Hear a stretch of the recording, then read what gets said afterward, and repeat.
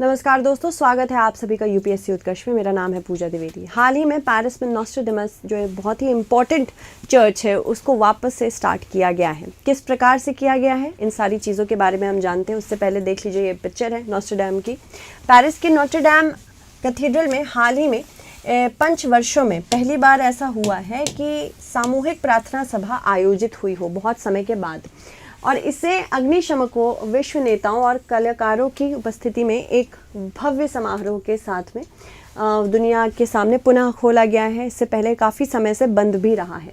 मूल रूप से 12वीं शताब्दी में इसे बनाया गया है। ये गिरजाघर, इसको अप्रैल 2019 में लगी भीषण आग के बाद बंद कर दिया गया था, और पिछले 5 सालों में इसने एक उन्मादी नवीनीकरण प्रक्रिया देखी है जिसने काफ़ी वैश्विक ध्यान आकर्षित किया है। इसके अलावा 1160 में पेरिस के बिशप मॉरिस डी सूली ने नोस्ट्राडाम को एक भव्य गॉथिक गिरजाघर के रूप में देखा जो शहर की बढ़ती आबादी को समायोजित कर सके। निर्माण 3 साल बाद शुरू हुआ और माना जाता है कि यह 1260 तक पूर्ण रूप से बना, और आगामी शताब्दियों में इसमें नियमित रूप से नवीकरण और साथ ही साथ रखरखाव का कार्य लगातार बनता रहा। 1804 में नेपोलियन का राज्याभिषेक नहीं हुआ था, जो कि गिरजाघर के ऐतिहासिक महत्व को और बढ़ाता है। इसके अलावा इसकी स्थापत्य कला की सुंदरता के अलावा यह फ्रांसीसी संस्कृति के स्थायी प्रतीकों में भी गिनाया जाता है।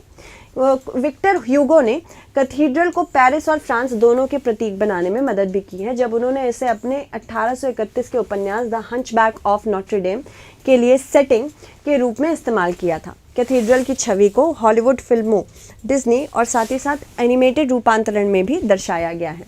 इसके अलावा 15 अप्रैल 2019 को अटारी में आग लग गई और बहुत देर के बाद इसके बारे में पता चला, जिससे आग छत और शिखर तक फैल गई। 600 अग्निशमकों ने 15 घंटे तक आग पर काबू पाने में जद्दोजहद की। लेस रोजेस नामक गोल रंगीन कांच की खिड़की जैसे मूल्यवान कलाकृतियां जो मध्य युग की हैं, ये बची रह गई। हालांकि लकड़ी से बने छत के बीम के सेट के साथ साथ शिखर भी नष्ट हो गया था। आग के फैलने से अंदरूनी हिस्से में शीशे का धूल का बादल छा गया था। ये भी बहुत बड़ी दिक्कत थी, जिससे मरम्मत के लिए आवश्यक काम का दायरा बढ़ा। हालांकि इसके कारणों की जांच अभी भी जारी है कि आग लगी ही क्यों। ऐसा संदेह है कि आग शिखर पर चल रहे जीर्णोद्धार कार्य में लगी थी। एक दिन बाद राष्ट्रपति इमैनुअल मैक्रोन ने नुकसान का निरीक्षण भी किया था। 5 साल के भीतर गिरजाघर को उसके पूर्व भव्यता में वापस से बहाल करने का वायदा भी किया था। धन एकत्रित करना सबसे इम्पोर्टेंट था, फंडिंग क्योंकि ज़रूरी होती है। इसी प्रकार से फंडिंग से ही हमारे यहाँ अयोध्या का मंदिर ही बना है, तो वित्तीय सपोर्ट सबसे ज़्यादा ज़रूरी था। इसके अलावा इसमें फ्रांस सरकार ने पुनर्निर्माण का पूरी प्रकार से नेतृत्व भी किया था, मतलब ये प्रोजेक्ट गवर्नमेंट ने ही ले लिया था।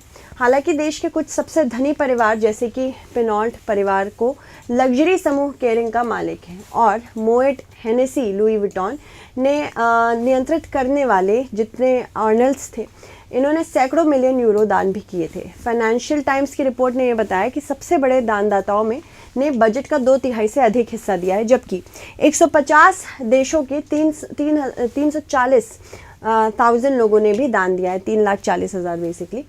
तब तक 840 मिलियन यूरो की भारी राशि एकत्र की जा चुकी थी।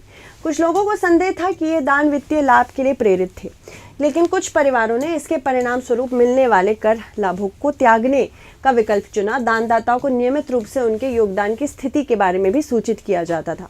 हालांकि काम के लिए उनसे इनपुट नहीं मांगे जाते थे। जनवरी 2020 में मैक्रोन ने रोबोटे नोट्रे-डेम दे पेरिस की स्थापना की, जो एक राज्य एजेंसी है, और उसको पूरे चर्च को वापस से निर्मित करने का काम दिया गया। सेवानिवृत्त जनरल जीन लुई जॉर्जेलियन के नेतृत्व में एजेंसी स्वायत्त रूप से संचालित होती थी। यह सीधे राष्ट्रपति की सीट एलिसी पैलेस की रिपोर्ट करती है। हालांकि जॉर्जलिन को कथित तौर पर उनके सीधे साधे दृष्टिकोण और लाल फीताशाही को खत्म करने की क्षमता के लिए चुना गया था। कोविड-19 महामारी की शुरुआत और 2022 में उनकी मृत्यु के कारण इस प्रक्रिया में देरी हुई।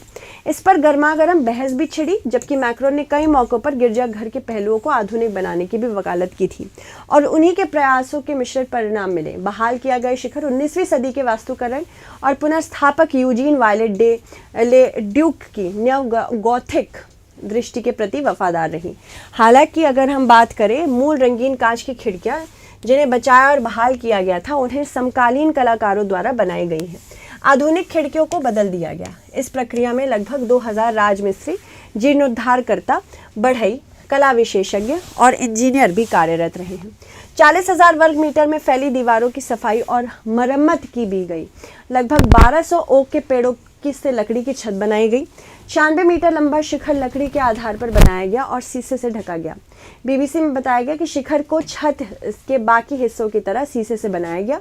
नोटर डैम में फ्रांस का सबसे बड़ा संगीत वाद्य यंत्र द ग्रेट ऑर्गन है, जिसे 1905 में एरिस्टाइट केवल कोल से बनाया था, जिनमें 8000 पाइप, 5 कीबोर्ड और 109 स्टॉप भी थे और पूरे ढांचे को अलग करके पेरिस की कार्यशालाओं में भेजा गया था। चलिए अब इससे संबंधित प्रश्न देख लेते हैं, क्या आ सकता है। नोटर डैम कैथीड्रल के संदर्भ में निम्नलिखित कथनों पर विचार करें। 1116 में पेरिस के बिशप मॉरिस डी सूली ने नोटर डैम को एक भव्य गौथिक गिरजाघर के रूप में देखा था। 1804 में नेपोलियन का राज्याभिषेक नहीं हुआ था, जो कि गिरजाघर के ऐतिहासिक महत्व को भी बढ़ाता है। तो आपको बताना होगा इनमें से कौन सा कथन सत्य है। धन्यवाद।